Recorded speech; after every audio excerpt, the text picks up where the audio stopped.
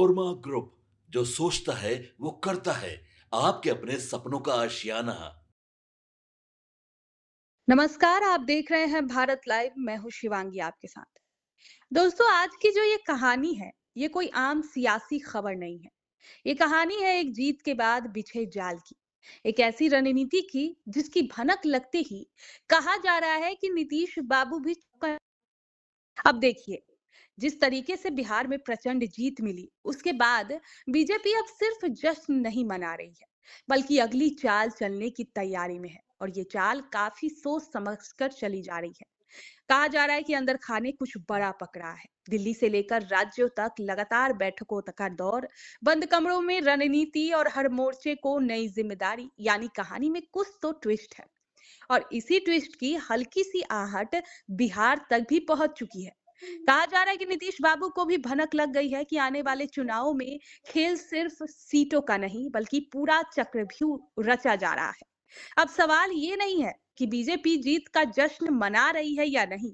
अब सवाल ये है कि क्या बीजेपी अब अगले मिशन की फुल स्क्रिप्ट लिख चुकी है। तो आज इसी पर बात करने के लिए हमारे साथ है बाबा। बाबा, आपका बहुत स्वागत है।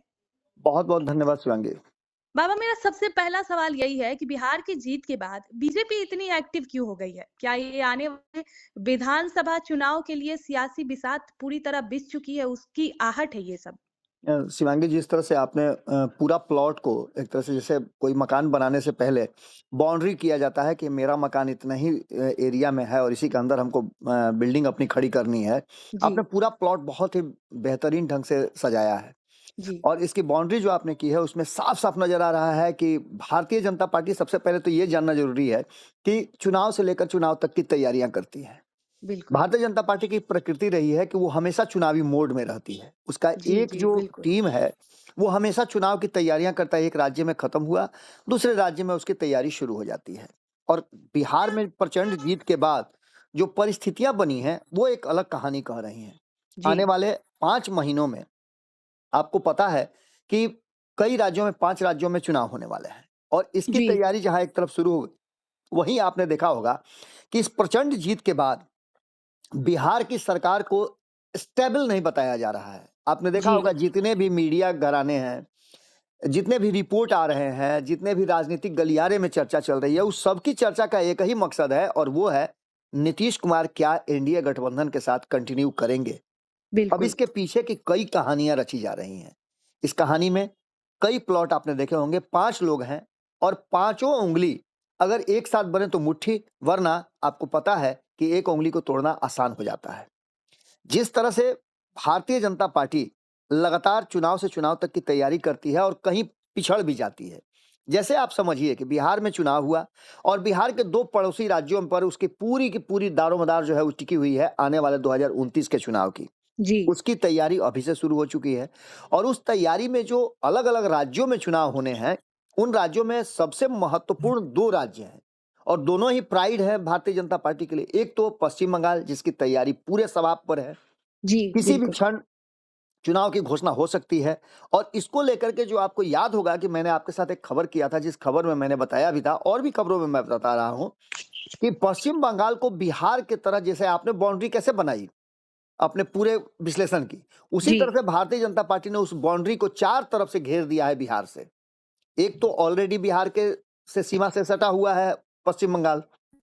दूसरी तरफ जो कार्यकारी अध्यक्ष बनाए गए हैं नितिन नवीन, वो बिहार के। जो प्रभारी हैं पश्चिम बंगाल के मंगल पांडे, वो बिहार के। बीएल संतोष जिनको भेजा गया है फ्रंट लाइन ऑर्गेनाइजेशन के लिए, वो बिहार के। जी। और उसके बाद आप देख लीजिए कि नीतीश कुमार जिनकी रणनीतियों को लेकर के उससे बहुत कुछ सीख करके भारतीय जनता पार्टी पश्चिम बंगाल में रणनीति बना रही है, वो भी बिहार के। यानी चारों तरफ से पश्चिम बंगाल को घेरने की तैयारी, लेकिन बिहार में भारतीय जनता पार्टी क्या करेगी और 5 राज्यों के जो चुनाव हैं, उससे पहले भारतीय जनता पार्टी का एजेंडा क्या है? इस पूरी कवायद की अगुवाई भारतीय जनता पार्टी के संगठन महामंत्री बीएल संतोष कर रहे हैं। जी। जिन जिन जो रिपोर्ट डायरेक्ट कर रहे हैं नितिन नवीन को, रिपोर्ट डायरेक्ट वो कर रहे हैं मंगल पांडे को और इसको लेकर के भारतीय जनता पार्टी का जो थिंक टैंक है, जिसमें आप गुजरात लॉबी कह लीजिए या फिर शीर्ष के 3 लोगों की बात कर लीजिए, राजनाथ सिंह की बात कीजिए, फिर आप अमित शाह की बात कर सकती हैं, नरेंद्र मोदी की बात कर सकती हैं, जेपी नड्डा की भी बात कर सकती हैं। ये लोग जब आपस में बैठते हैं, तो ये बैठ करके उस सारी चीज़ों को एक जगह मथते हैं और उसमें भी आपको पता होगा कि पश्चिम बंगाल के चुनाव को लेकर के पूरा वहाँ डेरा जैसे बिहार में डेरा डाला था, नीतीश जी, के समर्थन के बाद, नीतीश के से कहने के बाद अमित शाह ने, और उसका रिजल्ट क्या हुआ, उसी तरह से उन्होंने पश्चिम बंगाल में भी डाल दिया है अपने डेरा। लेकिन सबसे बड़ी बात है कि नीतीश की रणनीति पे वहाँ काम जो शुरू हुआ है, उसमें सबसे बड़ी नीतीश की रणनीति आपको पता है ना कि नीतीश जी, का बिल्कुल। सबसे बड़ा वोट बैंक कौन है? जी, महिलाएँ हैं। आधी बिल्कुल। आबादी नीतीश की सबसे बड़ी वोट बैंक है और नीतीश को 15% वोट से कभी कम होने नहीं देती हैं। यही कारण है कि नीतीश कुमार पिछले 20 साल से बिहार के मुख्यमंत्री हैं। अब जी, बीएल संतोष भी नीतीश कुमार से इतने दिनों तक बिहार के प्रभारी रहने के बाद बहुत कुछ सीखा है। उनकी तैयारियों की समीक्षा में जो कमियां रह गई हैं, महिलाओं को कैसे अपने पक्ष में किया जाए, और आपको 10,000 वाला तो याद होगा कि जी, महिलाओं को स्वरोजगार के लिए 10,000 रुपया देना, ये ट्रम्प कार्ड साबित हुआ। अब इस सिलसिले में अंतिम बैठक दिल्ली में चल रही है और बीजेपी मुख्यालय में हुई। भारतीय जनता पार्टी महिला मोर्चा के राज्य चुनाव प्रभारी और सह प्रभारी शामिल हुए थे। बैठक का मकसद 5 राज्यों में होने वाले विधानसभा चुनाव की तैयारियों की समीक्षा करना था और महिलाओं से जुड़ी जितनी भी रणनीति है और जितनी भी जरूरतें हैं, उसको एक प्रभावी ढंग से वहां प्रचारित करने की जरूरत थी। बिहार चुनाव से बहुत कुछ सीखा है। जी, चर्चा में केंद्र महिला कार्यकर्ताओं को सक्रिय करना था, घर घर संपर्क अभियान को तेज करना था और राज्य के अनुसार रणनीति तैयार करना, ये सबसे बड़ी अहम भूमिका थी। बीएल संतोष ने महिला मोर्चा के पदाधिकारियों को जमीनी स्तर पर निरंतर संपर्क बनाए रखने का विशेष जोर दिया है। वहीं आपको बता दें कि वरिष्ठ पार्टी के सूत्रों की माने तो इस मजबूत पकड़ को बनाए रखने के लिए महिलाओं को आगे किया जाएगा और महिलाएं, आपको पता है कि जिस तरीके से चीजों को रखती हैं, जैसे आपने देखा होगा बिहार में जीविका दीदी, ये जी, नीतीश कुमार की वर्क फोर्स है और कहा जाए तो उनकी साइलेंट वोटर भी हैं। किस तरह से वो काम करती हैं सबको पता है। सूत्रों के मुताबिक अगर देखा जाए तो भारतीय जनता पार्टी ने महिला मतदाता एक महत्वपूर्ण वर्ग है, इस वर्ग को अपने पक्ष में करने और उन्हें ये एहसास दिलाने के लिए कि यदि भाजपा आती है तो उनकी सुरक्षा, उनकी संरक्षा, उनका अधिकार जो लूटा जा रहा है। आपने देखा होगा कि इधर रोहिंग्या वगैरह को लेकर के भी बहुत सारी बातें चल रही थी। इसके बाद बांग्लादेशी लोगों के बारे में बात चल रही थी कि वो आकर के अधिकार छीनते हैं। इन सभी मोर्चे पर काम किया जा रहा है। जी, जिस तरह से महिला मोर्चा दिल्ली, हरियाणा, महाराष्ट्र और बिहार में पूरी तरह से एक्टिव रही और पिछले विधानसभा चुनाव में उनके अनुभवों से सीख लेकर के भारतीय जनता पार्टी ने अपने लिए एक रास्ता बनाया और इन सारी बातों की भनक नीतीश कुमार को लग गई है। नीतीश कुमार के वोट बैंक को अगर कोई अपनाता है तो निश्चित रूप से नीतीश कुमार को झटका तो लगेगा ही। और ये जो महिलाओं को जागृत करने और महिलाओं को अपना वोट बैंक बनाने की जो कवायद भाजपा की है, ये कहीं न कहीं नीतीश कुमार को एक तरफ तो खुशी देता होगा, दूसरी तरफ उनको डराता भी होगा जी, कि उनके वोट बैंक को कहीं कोई छीन न ले। अब इसको लेकर के इस कार्यक्रम के जरिए केंद्र की नरेंद्र मोदी सरकार और भारतीय जनता पार्टी शासित राज्यों के द्वारा महिलाओं की शुरू में की गई योजनाओं, सुरक्षा और सशक्तिकरण से जुड़े प्रयासों को प्रमुखता से प्रचारित करने की बात चल रही है। उसमें सबसे ज्यादा अगर देखिएगा कोई तो नीतीश की नीतियों को लेकर के पश्चिम बंगाल में और अन्य राज्यों में जहां-जहां चुनाव है, वहां प्रचारित किया जाएगा। इसके साथ-साथ आपको बता दें कि दक्षिण के राज्यों तक भी इस संस्कृति को पहुंचाने की तैयारी चल रही है। जी, आपको बता दें कि इस पूरी कवायद में भारतीय जनता पार्टी ने अपना अभियान जो है वो शुरू कर दिया है। भारतीय जनता पार्टी के इस अभियान को लेकर के नीतीश कुमार भी अलर्ट मोड में आ गए हैं। भारतीय जनता पार्टी ने जो चक्रव्यूह रचा है, उसमें सबसे बड़ी रणनीति है कि महिलाओं को कैसे सशक्त बनाने के लिए और उनको कॉन्फिडेंस देने के लिए तैयारी की जाए। इस तैयारी को लेकर के जहां एक तरफ भारतीय जनता पार्टी ने एक गूढ़ रणनीति बनाई है, जिसमें आपको पता होगा कि चाहे वो नितिन नवीन की बात कर लीजिए, मंगल पांडे की बात कर लीजिए, ये दोनों लंबे समय से नीतीश कुमार की रणनीति और राजनीति का हिस्सा रहे हैं, उनके जी, मंत्रिमंडल का भी हिस्सा रहे हैं। जब-जब नीतीश कुमार भारतीय जनता पार्टी के साथ रहे हैं, तो इन दोनों को आप देख लीजिएगा कभी भी मंत्रिमंडल से बाहर नहीं रहे हैं और इन दोनों को नीतीश कुमार ने बहुत ही माने जो सबसे उम्दा पोर्टफोलियो रहा है, मंत्रिमंडल रहा है, वो दिया है। नीतीश के सबसे ज्यादा भरोसे के लोग यही रहे हैं। आपको पता होगा कि नीतीश कुमार ने सबके आवास खाली कराए हैं, लेकिन इन लोगों से भाजपा से अलग रहने के बाद भी इन 2 लोगों का आवास कभी खाली नहीं हुआ है। न मंगल जी, पांडे का कभी खाली हुआ है और न ही नितिन नवीन का खाली हुआ है। ऐसे में बिल्कुल। आप समझ सकती हैं कि ये पूरी रणनीति जिस दिशा में जा रही है, उसके मकसद क्या हो सकते हैं, मायने क्या हो सकते हैं।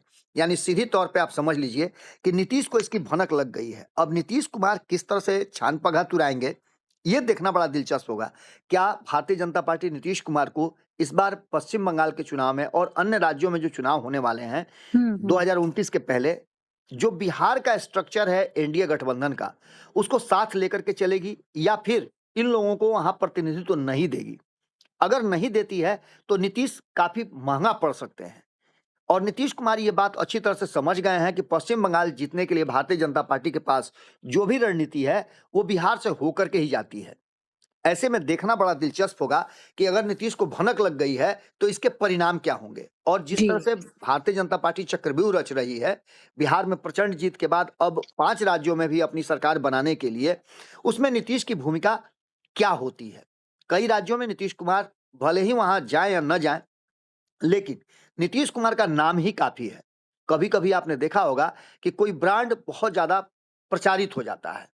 अब जैसे आप जैसे ही बोलिएगा तो गुजरात मॉडल आपको सीधे नजर आएगा। जब भी आप नरेंद्र मोदी का नाम लीजिएगा और अमित शाह का, तो सीधे आपको लगेगा गुजरात मॉडल, क्योंकि जी, जी। 2014 में इसी मॉडल को लेकर के ये केंद्र की सत्ता में स्थापित हुए थे। हुँ, अब वही स्थिति जो है कहीं न कहीं नीतीश मॉडल जो है वो अब इस देश की राजनीति का एक अहम हिस्सा हो गया है और नीतीश मॉडल में कोई छेड़छाड़ बिना नीतीश की अनुमति के नहीं किया जा सकता है। जी, ऐसे में अगर कोई रणनीति बना रही है, चक्रव्यूह रच रही है, तो उस चक्रव्यूह में नीतीश का होना ज़रूरी है और नीतीश कुमार ये बात अच्छी तरह से समझ गए हैं। अब देखना ये होगा कि भारतीय जनता पार्टी का जो ये चक्रव्यूह है, उस चक्रव्यूह में नीतीश की भूमिका क्या होती है। सीधे तौर पे आप समझ लीजिए कि बिहार की जीत भले ही एक प्रचंड जीत हो, लेकिन इस जीत ने भारतीय जनता पार्टी के पैर में बेड़ियां भी बांध दी है कि इस प्रचंड जीत के बाद यदि एनडीए गठबंधन में कुछ भी इधर-उधर होता है, तो उसका खामियाजा भी भाजपा को ही भुगतना पड़ेगा, क्योंकि नीतीश कुमार तो निश्चिंत भी हैं, संतुष्ट भी हैं और उनके पास ऑप्शन 2 भी है। जी, ऐसे में ये देखना दिलचस्प होगा कि क्या कुछ निकल कर के सामने आता है। जी। बाबा, जैसे आपने कहा कि बिहार में जिस तरीके से एनडीए को प्रचंड जीत मिली, जो भी रणनीति बनाई गई, तो उससे एनडीए को और खासकर बीजेपी को बहुत कुछ सीखने को मिला था। तो क्या जो अभी भी देखा जा रहा है कि आने वाले चुनाव में भी वो कुछ इसी तरह की रणनीति अपनाते हुए नजर आ रहे हैं? तो बिहार से लेकर दक्षिण तक एक ही मॉडल, ये क्या हर राज्य में एक ही फॉर्मूला चल पाएगा? देखिए, नीतीश फ़ॉर्मूला मैंने बताया ना कि जिस तरह से बाकी का फ़ॉर्मूला चलता है, वैसे ही नीतीश फ़ॉर्मूला चलता है और नीतीश जी, फ़ॉर्मूला किसी राज्य से बंधा हुआ नहीं है। आप समझिए ना कि किसी भी राज्य में महिलाओं की भागीदारी लगभग 50% सब जगह है जी। और नीतीश मॉडल महिलाओं का मॉडल है। महिलाएं नीतीश कुमार को आंख मूंद करके भरोसा करती हैं। जी। अगर ये भाजपा के साथ लागू हो जाए और महिलाएं ये समझ जाए कि भाजपा है तो सुरक्षा है, भाजपा है तो विकास है, भाजपा है तो रोजगार है, भाजपा है तो महिलाओं का सशक्तिकरण है, तो ऐसी हुँ। स्थिति में आप समझ सकते हैं कि नीतीश मॉडल भाजपा के लिए फायदेमंद हो सकता है। लेकिन नीतीश के बिना मैंने बताया ना कि नीतीश के बिना इस मॉडल को लागू करना थोड़ा मुश्किल होगा, क्योंकि भारतीय जनता पार्टी के बारे में और भारतीय जनता पार्टी का विश्वास दोनों ही अभी जमाना बाकी रह गया है। जी, बिल्कुल। बाबा, बात करें दक्षिण भारत की, तो दक्षिण भारत में बीजेपी ने एक अलग ही कार्ड खेल दिया है बोले तो। मोदी पोंगल नाम से खास पोंगल उत्सव की तैयारी है, ताकि संस्कृति से जुड़कर मतदाताओं के दिल तक पहुंचा जाए। तो क्या ये सिर्फ त्योहार है या फिर एक बड़ा सियासी चाल है बीजेपी की? देखिए, राजनीतिक लोग कोई भी फैसला अपनी राजनीति को जोड़ करके ही करते हैं।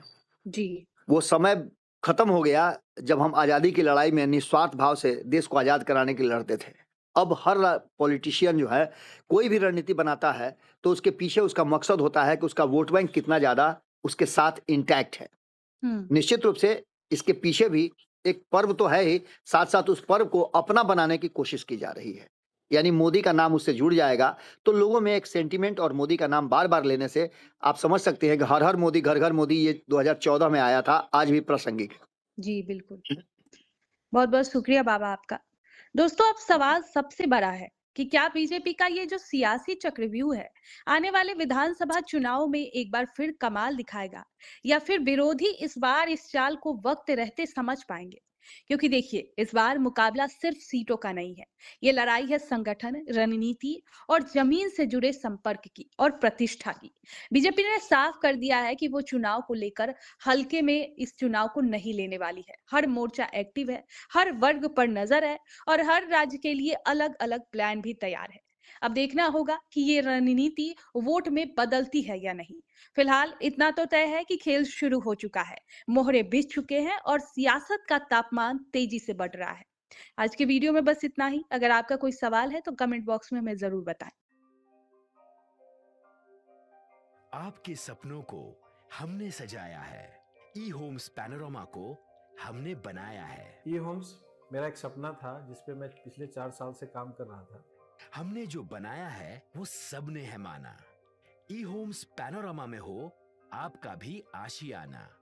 और फाइनली हमने 2021 में इस प्रोजेक्ट को लॉन्च किया। बहुत लोग अप्रिशिएट कर रहे हैं कि पूर्णिया जैसे शहर में, बिहार के, एक तो बिहार की बात करें उसमें भी पूर्णिया जैसे छोटे जगह में इस तरह का लाइफस्टाइल देना, ये सुन के हम लोगों को बहुत अच्छा लगता है। ई होम्स में हमने कुछ और भी किया है, जैसे हम जिस जगह में रह रहे हैं हमारे फैमिली सिक्योर हो, उनको सिक्योरिटी का ध्यान में रखा है। आपकी सुविधा और सुरक्षा आपके लिए खास है, ये आपका विश्वास है। इसमें आर्टिफिशियल इंटेलिजेंस का 7 लेयर सिक्योरिटी का हमने इस्तेमाल किया है। लस ग्रीन कैंपस को बनाया है। यदि हमारा बाउंड्री वाल है तो वो वर्टिकल गार्डन है। ये जितनी भी फैसिलिटी होता है एक इंटरनेशनल टाउनशिप में, ई होम्स है, ये हम लोग विश्वास नहीं कर पा रहे हैं। जो भी हमारे मित्र, दोस्त या जो भी हमारे बाहर के बाहर आते हैं तो हम लोगों को बहुत अच्छा सुनने को मिलता है और बहुत अच्छा क्रेडिट मिल रहा है। वो सारा हमने सिर्फ एक बिल्डिंग नहीं बनाया, हमें एक बहुत अच्छा लाइफस्टाइल दिया ई होम्स में, और मेरा एक सपना था जिसको मैं आज फुलफिल होते हुए देख रहा हूँ। ये आपका आवास है। ई होम्स पैनोरमा में अब आपका निवास है। E homes Panorama, luxurious lifestyle redefined. Panorama group, जो सोचता है वो करता है। अगर ये वीडियो पसंद आई और वह बिहार के राजनीति और बिहारियत से सरोकार रखेनी तो सब्सक्राइब बटन दबा के चैनल के सब्सक्राइब कर ली। ओजे एगो घंटी बा, ओकरा बटन दबा देला से कुल सटीक और मारक खबर रुआ मुफ्त में मिल जाई। अगर रुआ पत्रकारिता के हमनी के नया प्रयोग में सहयोग कर चाहतानी तो ज्वाइन बटन दबा दी। पेटीएम नंबर नोट कर ली 9386816700।